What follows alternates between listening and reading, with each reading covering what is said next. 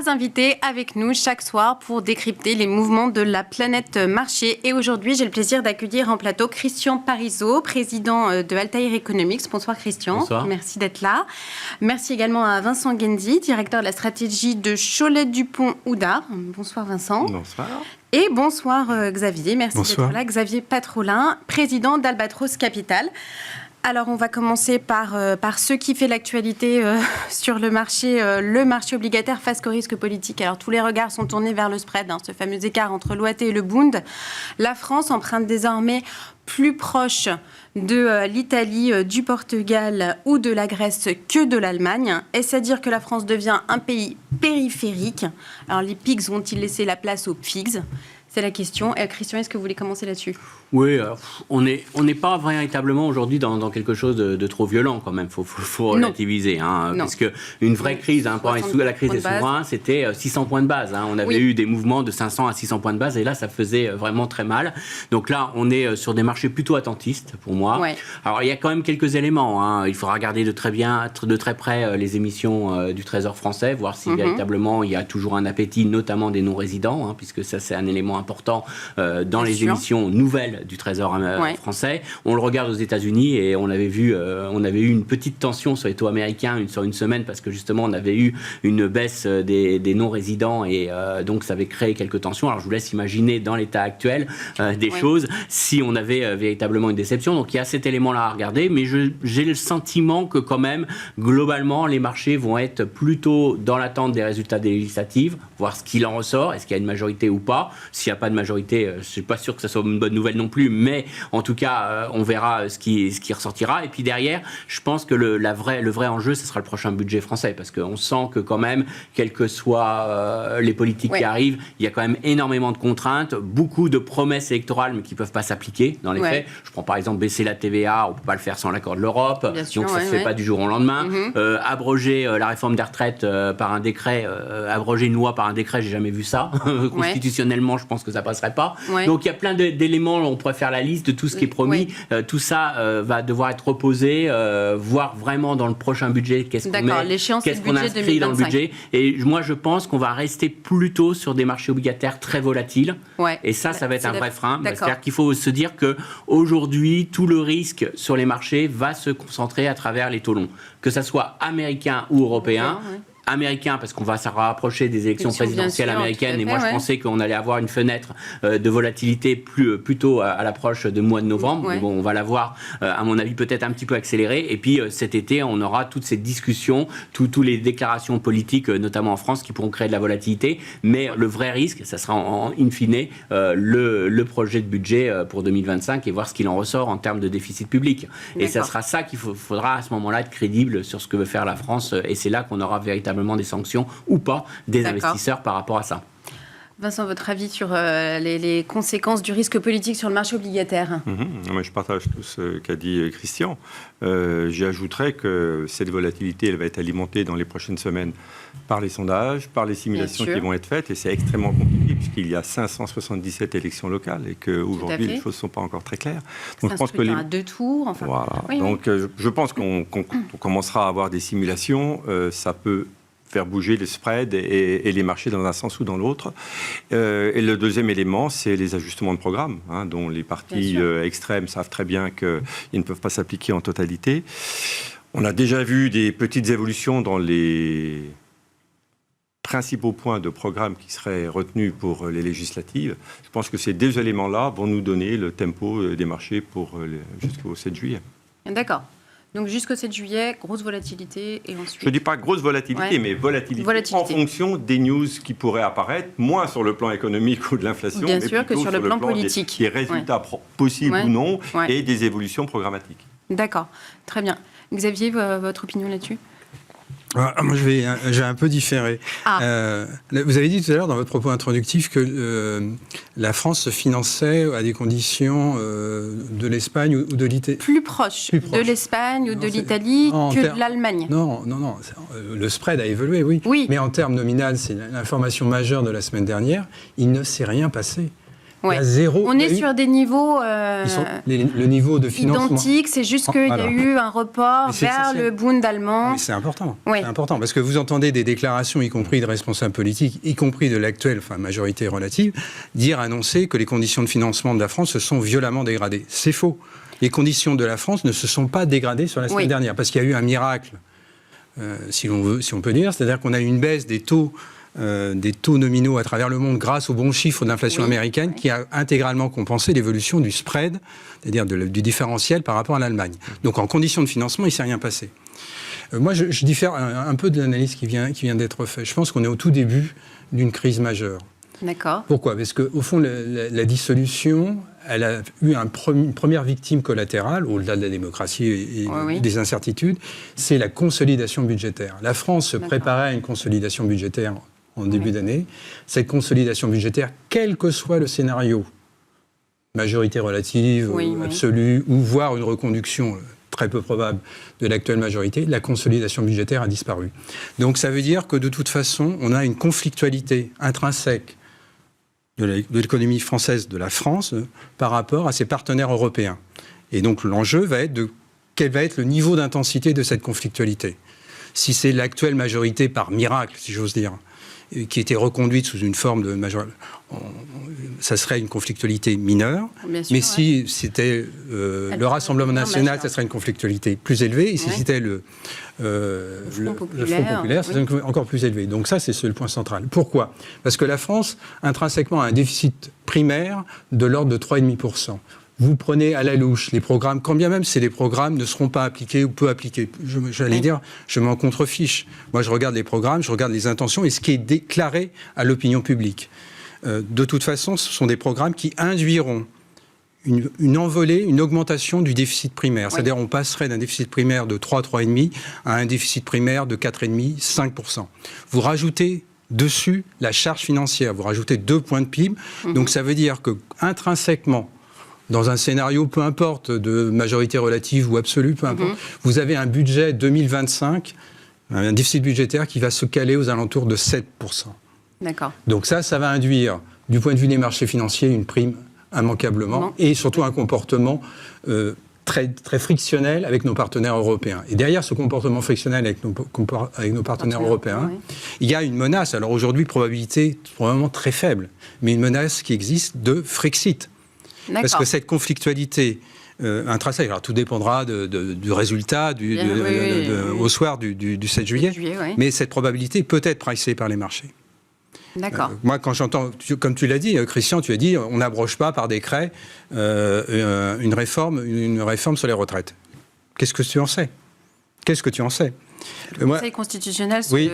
mais qu'est-ce que vous savez sur le Conseil constitutionnel ? Sur la question si... Je pense qu'on peut rentrer dans un cadre juridique, y compris intrinsèquement français, qui peut être très particulier. Et donc ça, les marchés peuvent... C'est trop tôt pour le dire. Mais donc le mouvement qu'on a eu, pour en revenir à votre question sur le spread, c'est juste... cette évolution du spread, c'est juste le fait qu'au fond, le passager clandestin de la zone euro, qui était la France, a un niveau de spread qui est correct. Quel est le niveau de spread correct de la France ? Ce n'est pas celui qu'on a connu depuis 3, 4, 5 ans. Le niveau correct, c'est entre l'Espagne et l'Italie. D'accord. On avait un miracle qui était dû au fait que la France n'a jamais fait faillite depuis plus de 2 siècles. C'est une économie qui a un certain nombre, un levier financier, budgétaire et une capacité de lever l'impôt maintenant qui se fragilise et qui est exceptionnelle. Et c'est ça. Et donc le marché, c'est pour l'instant calé dessus. Et là où je rejoins Christian, ce qu'il faut précisément suivre, c'est les émissions primaires du Trésor public français, donc ça, il faudra les suivre. Et surtout, pour ceux qui nous écoutent, suivre un truc très simple, c'est la référence 10 ans. La référence 10 ans, aujourd'hui, se situe, en termes nominaux, se situe à 3,12, 3,13, peu importe. La croissance nominale intrinsèque de l'économie française, c'est aux alentours de 3%. Donc pour l'instant, on n'a pas d'emballement du ratio dette sur PIB quand on est à cet équilibre. Dès que vous verrez... Si vous voyez dans les prochaines semaines ou prochains mois le taux de référence 10 ans, mais les maturités autour, 7 ans jusqu'à 12 ans, 15 ans, commencer à translater au-delà de 3, c'est-à-dire 3,5, voire 4, à ce moment-là, on est dans une mécanique d'emballement et qui oblige à une consolidation budgétaire, quelle que soit la majorité qui sera au pouvoir. C'est ça qu'il faut suivre. Parce qu'à ce moment-là, ça voudra dire que le marché va commencer à pricer le risque, les conditions de financement de la France deviennent tendu, et donc il y a un emballement du ratio dette sur PIB, et à ce moment-là, on bascule dans autre chose. Pour l'instant, on n'y est pas, donc on est dans l'œil du cyclone, si j'ose dire. C'est le calme avant la tempête. C'est ce qu'il faut suivre de manière très précise. D'accord. Alors maintenant, on va revenir sûrement sur les actions, parce que le marché actions est lui aussi, bien évidemment, impacté par le risque politique. Le CAC 40 avait moins 6,23% la semaine dernière. C'est quand même effacé tous les gains de 2024. Il est sous les 7600 ce soir. Alors, il y a eu 2 petits jours de hausse en début de semaine et puis le soufflet est retombé. La Bourse de Paris n'est plus la première place européenne en capitalisation. Elle a été doublée par Londres. Alors, que penser du risque politique sur les actions ? Christian ? Oui, alors je dirais qu'on a eu un arbitrage qui a été très rapide de la part des marchés. Ah oui, ça a été comme toujours, ça a été très violent. On voit des secteurs qu'on... qu'on a vendu les bancaires, on a vendu les secteurs les plus sensibles au taux d'intérêt. Alors il y a la construction, alors peut-être pas toujours très justifié, mais enfin en tout cas on a eu une réaction assez violente. Mais j'aurais tendance à dire que ça c'est quasiment rien.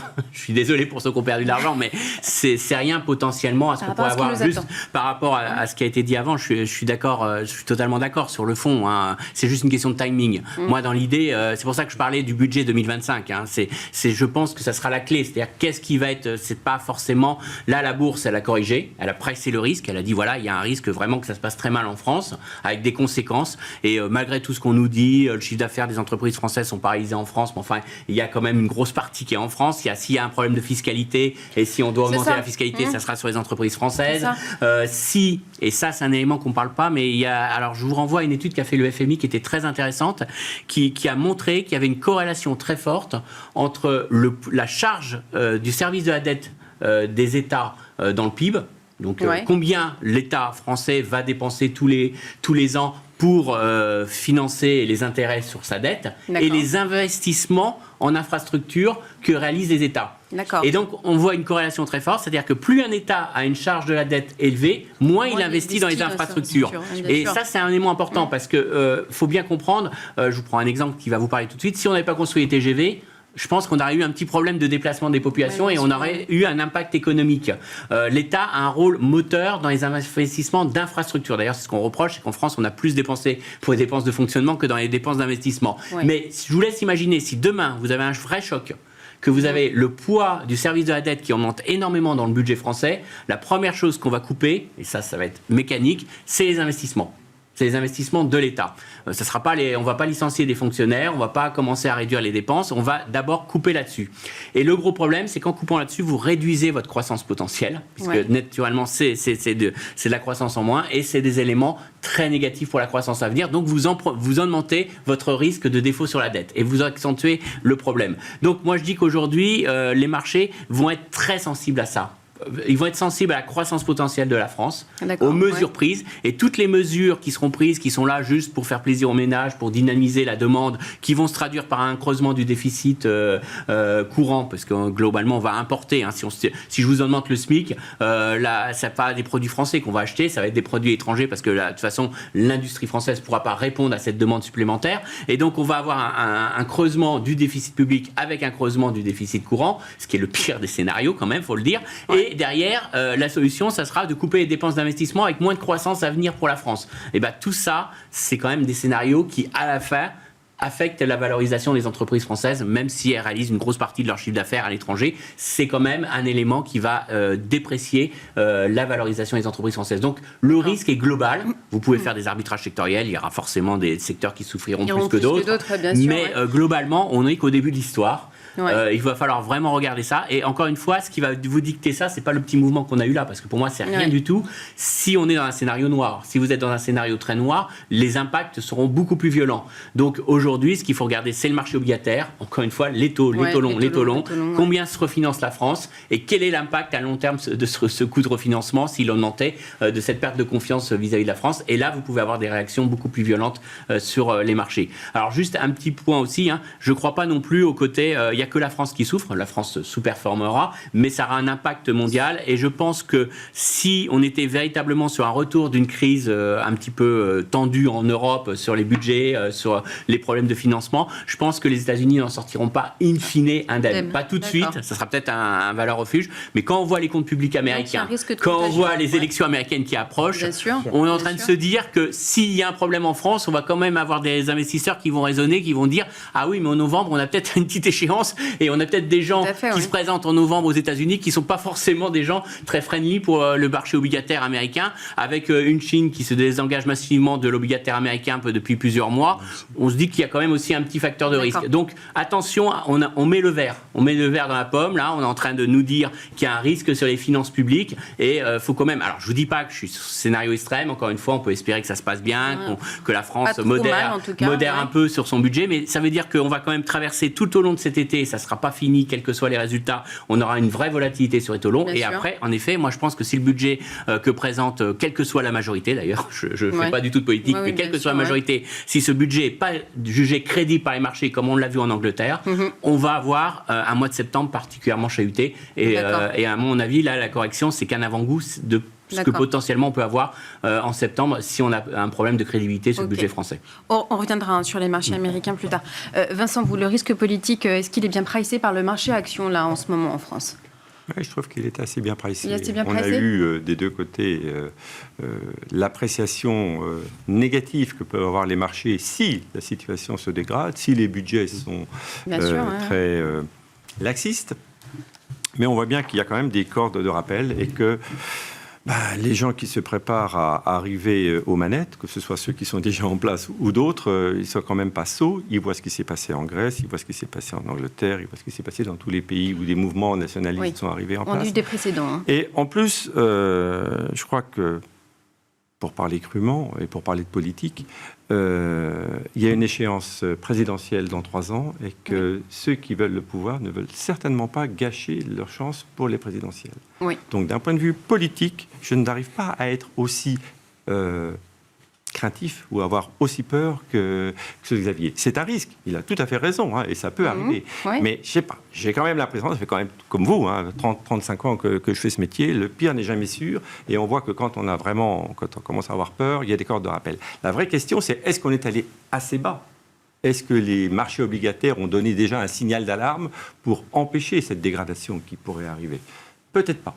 Donc effectivement, il n'est pas exclu qu'à un moment donné, il y ait des dérapages, que les marchés prennent de peur. Mais in fine, je pense quand même qu'il y a quelque chose qui est en train de se passer, comme on l'a vu dans d'autres pays confrontés à la même situation. On n'est pas les seuls, encore une fois. Et donc, je n'arrive pas à être aussi inquiet que ça. Je suis extrêmement prudent pour les prochaines semaines. Je ne crois pas qu'il y a pas de vrai potentiel de redémarrage tout de suite. Mais je ne suis pas si inquiet que ça. Xavier, votre avis, vous sur... Je vais essayer de faire une espèce de je vais continuer dans le propos de Christian et puis sur ce que vient de dire Vincent, mais dans le propos, ce que vient de dire Christian est vraiment essentiel. Vous voyez, il y a parmi les pays qui aujourd'hui subissent la mise sous surveillance, si j'ose dire, de la Commission européenne pour déficit budgétaire excessif. Il y a deux pays qui ressortent, 2 pays majeurs de la construction européenne, l'Italie et la France. L'Italie, prenons l'équilibre budgétaire italien. L'Italie a, sur les 15 dernières années, je ne parle pas de l'année 2023, mais sur les 15 dernières années, depuis au fond son introduction dans la zone euro, a un excédent primaire, vous entendez bien ? C'est-à-dire quand on prend son solde budgétaire, un excédent primaire de quasiment 2 points de PIB. D'accord ? Nous, on est à moins 3,5. D'accord ? Et une charge financière de 4 points de PIB. Donc, l'Italie, c'est exactement l'économie, depuis sa rentrée dans la zone euro, qui fait des efforts de la contrition budgétaire, donc qui dégage des excédents primaires de 2 points de PIB. Mais qui ne peut pas investir sur ses infrastructures. Vous avez vu, il y a quelques années, un pont s'effondrer. Et toute l'infrastructure italienne est à l'avenant. Et donc, on se dirige vers ce processus-là. Pourquoi ? Parce que la France, pour en revenir au cas français, la France a un déficit intrinsèque, primaire, de 3,5%. Au fond, c'est ce qu'a découvert le gouvernement à la fin de l'année 2023. Il espérait des recettes, machin truc, et passé l'effet d'inflation, les recettes ne sont pas là. Donc, intrinsèquement, on est à moins 3,5, et on a une charge financière qui est aux alentours de 2. Donc, on a un seul... Je ne parle pas des programmes, je parle intrinsèquement de la gestion des experts qui sont au gouvernement depuis 7 ans, d'accord ? Intrinsèquement, on est à...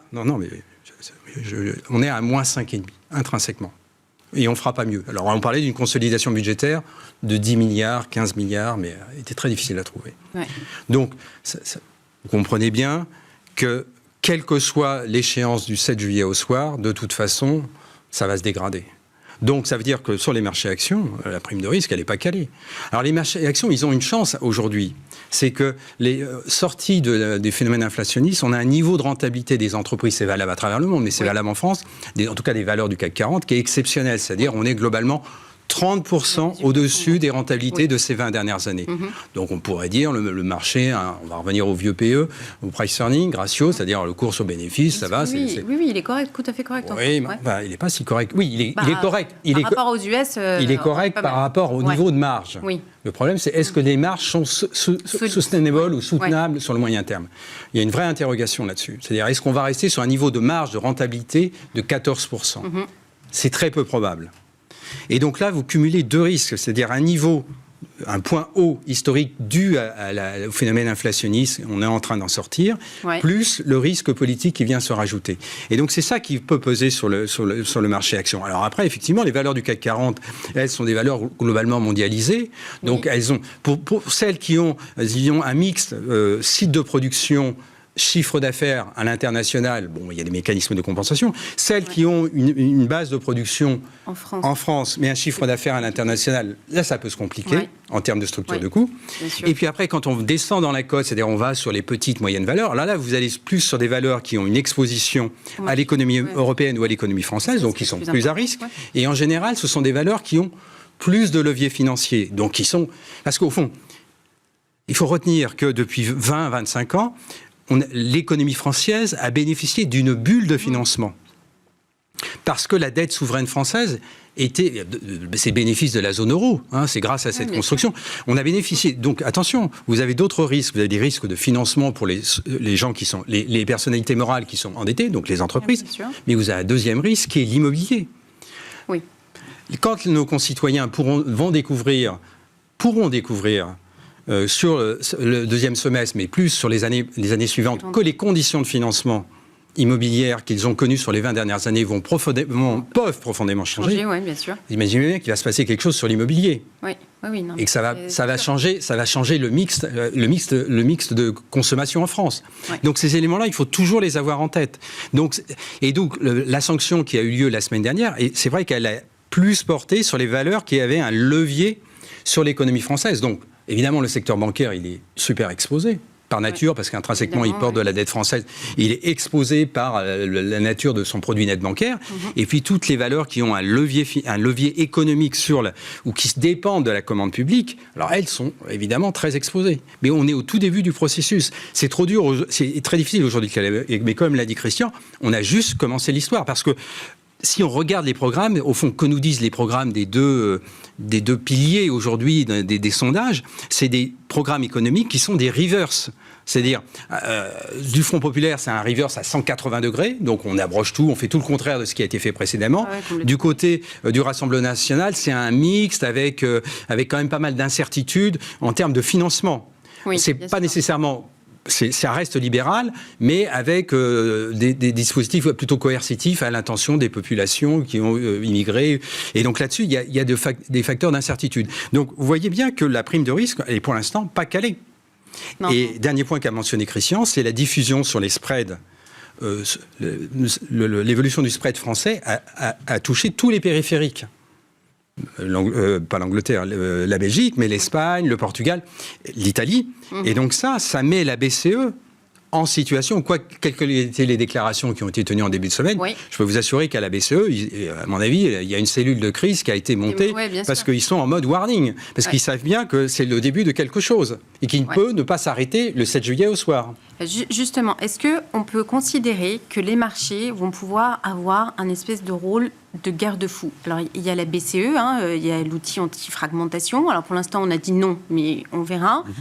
il y a cette procédure à l'encontre de la France et d'autres pays qui a été lancée. Les agences de notation, on en a beaucoup parlé. On s'est dit, finalement, ça va, on ne nous a pas tant dégradé tant que ça. Est-ce que, à l'avenir, ça pourrait quand même pas être beaucoup plus important? Et à un moment, l'OAT disant, s'il explose, il va y avoir quand même des conséquences majeures sur l'économie française en entier, y compris le particulier. Les marchés, vont finalement quand même finir par imposer le principe de réalité. Alors, il y a Liz Truss qui fait un très bon précédent. Est-ce qu'on pourrait se trouver face à un scénario semblable en France? Parce que je ne veux pas monopoliser. Je veux dire, a priori, dans un premier temps, non. Pourquoi? Parce que dans le scénario Liz Truss, vous aviez un couple, si j'ose dire. Vous aviez le couple Liz Truss, Bank of England. Oui. Là, vous n'auriez pas, quel que soit... supposons que vous ayez, on va prendre Jordan Bardella, mais je n'ai rien contre lui, évidemment, nommé Premier ministre, prend des dispositions, des conditions de refinancement se compliquent.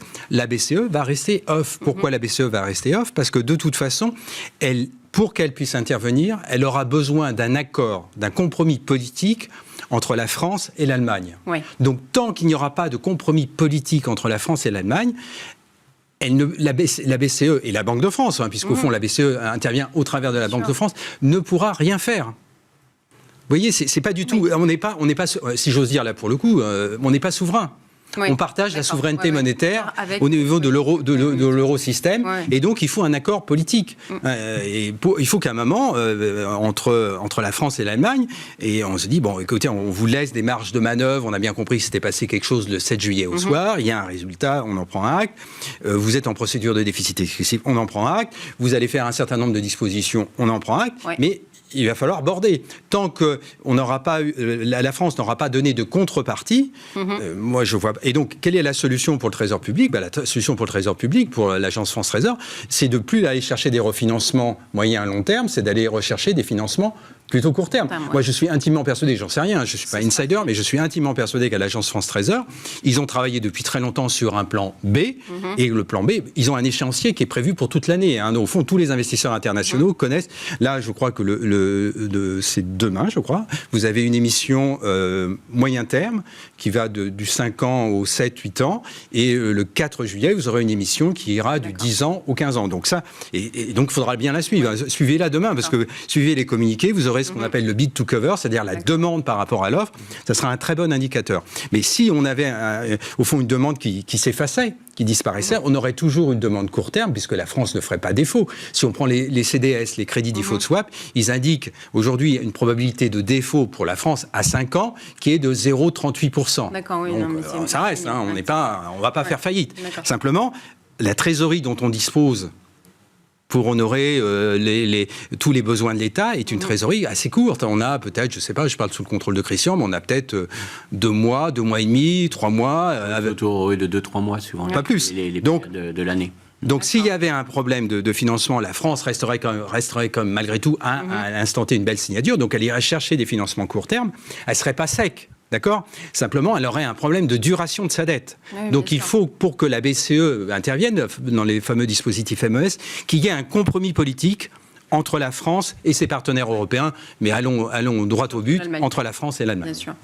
Vincent, les marchés comme garde-fou, vous y croyez, vous? Comme chaque fois, bien sûr. Ouais. Après, il y a une question de délai de mise en œuvre, comme l'a dit Xavier. Mais je pense que ça va très très vite dans ces cas-là. Donc je pense que les forces de rappel joueront très rapidement, si tant est qu'elles soient nécessaires. Moi, je pense plutôt qu'on n'arrivera pas à cette situation. D'accord. Oui, alors après, je suis entièrement d'accord. Il n'y aura pas de défaut de la France. Oui, ça, c'est clair. Ça, c'est la chose qu'on peut être quand même, faut relativiser. Mais on peut vivre une période quand même assez inconfortable sur les marchés, parce que je peux vous dire que le CAC 40, il va pas baisser que de 6% si je vous dis que l'État français a du mal à se financer, qu'il y a négociations entre Paris et Berlin pour essayer de résoudre la solution, et que la BCE n'est pas pressée d'intervenir, parce que la BCE, elle a aujourd'hui maintenant priorité lutte contre l'inflation. Alors vous allez me dire, ça peut calmer l'inflation, si les taux remontent, c'est clair, mais sa priorité, c'est quand même la lutte contre l'inflation, et qu'aujourd'hui, il y a des mécanismes qui existent d'intervention de la BCE dans ces cas-là, que la BCE rejouait son rôle de prêteur en dernier ressort, mais sous conditionnalité. C'est-à-dire que l'OMT, par exemple, qui est un instrument d'action de la BCE, qui peut calmer le jeu du jour au lendemain. Hein, c'est comme la phrase de M. Draghi à l'époque. On peut faire une phrase, en une phrase, on peut tout calmer. Ouais. Mais maintenant, la BCE, pour dire cette phrase, elle ne la fera pas gratuitement. C'est-à-dire qu'elle la fera si le budget 2025 de la France est correct. Ouais. Autrement dit, si la France réduit son déficit public et donc, globalement, on aura une mise sous tutelle des politiques. Ça revient à ça, hein. Ça revient à ça. Donc après, quelle que soit la couleur des politiques, on s'en moquera. Oui. Mais après, là, moi, je suis pas. C'est pour ça que je pense qu'on n'est pas dans le scénario du pire. Mais je disais tout à l'heure le scénario du pire pour bien montrer que quoi qu'il arrive, on est obligé à un moment donné de sortir de ça, mais on va avoir quand même le marché qui va raisonner sur le scénario du pire pour résister. Et je peux vous dire que même si ça dure 2 mois, même si ça dure 3 mois sur les marchés, ça va être quand même un petit peu saignant et ça peut être quand même un peu compliqué, surtout pour mes clients gérants. Je pense qu'ils vont pas apprécier les 3 prochains mois. Donc c'est ça le vrai problème aujourd'hui qu'il faut se poser la question. Je vous dis pas, j'espère qu'on va pas aller jusque là et je suis pas à vouloir jouer forcément l'oiseau de mauvais augure. Je dis juste que aujourd'hui, il faut bien comprendre qu'aujourd'hui, déjà d'une part, il faut bien comprendre que tout ne sera pas réglé à l'issue des résultats des élections législatives, qu'il y aura encore du remous pendant tout cet été, et je pense qu'il y aura au moins jusqu'en septembre pas mal de remous, que c'est un élément qui capte énormément la possibilité de hausse des marchés actions. Pas totalement, mais c'est un vrai frein. C'est un vrai frein qu'il faut prendre en temps et qu'il faut tenir compte aujourd'hui qu'il y a un placement qui est quand même assez intéressant, qui est le monétaire, qui est quand même un placement sans risque, que les banques centrales ne sont pas pressées de baisser les taux et que finalement, quand on n'a pas aussi peu de visibilité aujourd'hui, ça peut qu'inciter les investisseurs à remonter le placement monétaire. On n'a pas de visibilité sur ce que va faire les banques centrales à court terme, on n'a pas de visibilité sur l'économie et maintenant on a un risque politique. Je trouve qu'aujourd'hui, s'il y a un flux vers lequel il faut aller, c'est vers le monétaire. Il faut réduire le risque, la partie pour le risque. Et même en tant que gérant obligataire, aujourd'hui, un gérant obligataire, comment il raisonne ? Parce qu'il pourrait se dire, est-ce que j'achète du 10 ans français ? Mais moi, j'aurais tendance à dire, il faut plutôt raccourcir la maturité. Quel risque je vais prendre aujourd'hui ? Un risque politique français ? Si tout va bien, bon, d'accord, vous allez me dire, je perds un peu, mais bon, vu la forme de la courbe des taux, je perds pas grand-chose. La BCE va pas baisser très rapidement, au pire, elle va pas le faire en juillet, elle va le faire en septembre, donc ils nous l'ont clairement annoncé. Donc sur les 3 prochains mois, franchement, je vois pas l'intérêt pour un gérant obligataire d'aller prendre du risque sur du long. Donc aujourd'hui, aller sur le monétaire. Et attention de se dire que finalement, tout ne sera pas résolu à l'issue des résultats des élections législatives. Il y aura forcément encore des forces de rappel. Et c'est pour ça que je pense qu'on a changé de monde. On a quand même un petit peu changé de monde. On a introduit un vrai risque qu'il faut pricer aujourd'hui par les marchés et qui est loin d'être pricé en une semaine sur une seule baisse du CAC 40. Du CAC 40. Alors, on va aller rapidement côté US, là. Est-ce qu'on pourrait se dire qu'il y a des opportunités sur ce marché-là ? Faire un flight to quality et se dire qu'en fait... Côté US, ça performe, on est sur des plus hauts. Nvidia vient de passer première capitalisation boursière mondiale. La tech se maintient sur ses records historiques, là. Est-ce que c'est une bonne idée ou est-ce qu'au contraire, les niveaux de valorisation ne sont pas du tout justifiés ? Le risque politique existe aussi parce qu'il y a des élections à venir ? Alors, il y a plusieurs choses. Je pense que sur les États-Unis, de plus en plus, mes confrères américains commencent à parler d'un risque politique pour le 4e trimestre. De plus en plus, c'est quelque chose qui revient. Il y avait déjà eu pas mal de papiers qui étaient sortis disant aux obligataires américains d'aller sur le court. Bien avant la France, je parle, avant, qui parlait d'aller sur le cours progressivement sur la fin d'année, d'ici à la fin d'année, pour pas prendre le risque politique, parce qu'ils anticipaient une pontification de la courbe des taux américaine, c'est-à-dire les taux longs allaient pas mal monter, sur un risque élection américaine. Alors, ils peuvent se tromper, on en a tous fait des prévisions, on s'est toujours trompé, mais ça montre en tout cas que ça a mis en éveil les gérants obligataires américains qui avaient quand même un risque politique. Si en plus ce qui se passe en Europe leur donne un peu la puce à l'oreille, je pense que ça peut que générer un peu de volatilité. Donc, il y a quand même un vrai risque aux États-Unis. Alors, le seul truc, c'est une question de timing. Moi, je pense qu'à très court terme, durant tout cet été, on va avoir quand même une surperformance de la bourse américaine par rapport à la bourse européenne, parce que ça ne sera pas au cœur des interrogations, que les gens raisonnent relativement à court terme sur les marchés américains, notamment, et que les investisseurs internationaux, ils vont jouer la hausse du dollar, parce que ce qui se passe là, ça va plutôt faire baisser l'euro. Et donc, ils vont plutôt jouer la hausse du dollar et ils vont plutôt jouer les valeurs qui leur paraissent indestructible à court terme et pas sensible au risque politique. Donc du Nvidia par exemple. Mais on s'aperçoit quand même qu'il y a quelques éléments un peu négatifs autour de l'intelligence artificielle. On commence à avoir quelques doutes. Est-ce que ça sera vraiment rentable, tous ces investissements monstrueux que font Microsoft, que fait Apple. Vous avez vu, Apple nous ont présenté leur intelligence artificielle. Alors là j'étais assez étonné, c'est quand on regardait les commentaires des analystes actions autour de l'action Apple, il y avait ceux qui disaient ça va relancer les ventes d'Apple, c'est 2012, c'est comme quand on introduit la 5G, ça va booster les ventes d'Apple. Et puis il y avait d'autres qui disent bah oui, mais c'est pas sûr que les gens vont se courir dans les magasins pour changer leur téléphone pour avoir cette intelligence artificielle. Donc il y a on commence à avoir quelques éléments où on commence à douter parce que Apple investit énormément en intelligence artificielle, mais est-ce que ça va véritablement entraîner un cycle Et je peux vous dire avec certitude que l'action Apple, si nous annonce que le prochain iPhone n'a pas bondi dans les ventes parce que les gens n'ont pas finalement été, il va y avoir une correction assez vite. Donc vous voyez, il y a quand même cette petite incertitude. Donc du coup, on a des investisseurs qui se concentrent sur le seul élément qui est pour l'instant indestructible, c'est les gens qui vous donnent des capacités de calcul supplémentaires parce qu'on sait que Apple ne va pas arrêter d'investir dans l'intelligence artificielle, au moins jusqu'à très court terme. Et donc aujourd'hui, du Nvidia, c'est un boulevard énorme. Du Samsung Electronics qui fournit Nvidia, c'est un boulevard. Donc on joue de plus en plus sur des valeurs, je dirais, hyper concentrées, très limitées, et donc on concentre le risque sur ces valeurs technologiques. C'est gênant. Mais je dirais que plus vous avez d'incertitudes politiques, plus vous allez avoir Nvidia qui va monter, au moins à court terme. La seule chose qui cassera Nvidia, à mon avis, et qui pourrait induire une vraie correction, ce serait un jour que Microsoft dise, voyez, les PC avec copilote, je pensais qu'il allait avoir un renouvellement de PC, puis finalement ça ne se fait pas. Et là, à ce moment-là, on va se dire, Microsoft va pas continuer à investir massivement dans les serveurs, ils vont ralentir leurs investissements, et donc là, il n'y a pas un effet véritablement. Alors, à l'inverse, je pourrais vous dire aussi, ça marche. Donc, toute la question est là. Mais, en tout cas, pour l'instant, je préfère acheter du Nvidia que du Microsoft, parce qu'on peut se dire que Microsoft, à un moment donné, peut faire une mauvaise annonce qui soit lourdement sanctionnée dans ses résultats. Alors que Nvidia, il profite des annonces, de l'ensemble des annonces qui ont déjà été faites, et puis les ouvertures de data center, vous les ouvrez pas, vous les fermez pas du jour au lendemain. Bien sûr, là aujourd'hui, il y a de la croissance qui est là. D'accord. Vincent, sur les marchés US, c'est une opportunité ou c'est trop cher là ? Non, je ne crois pas que ce soit une opportunité, mais ça ne veut pas dire que je n'en ai pas. Ça fait déjà plusieurs mois qu'on est plutôt prudent sur les marchés. On est plutôt légèrement sous-pondéré dans des gestions diversifiées. Et moi, j'attendais une baisse entre maintenant et l'automne, d'à peu près 10% minimum. Donc c'est vrai qu'on l'a fait en France, dans certains pays européens, pas aux États-Unis. Est-ce qu'il faut se précipiter sur les États-Unis ? Non. Quelqu'un qui veut investir aujourd'hui, je crois qu'il est urgent d'attendre. J'ai beau être moins inquiet que mes collègues, je pense qu'il y a quand même un grand attentisme qui est devant nous.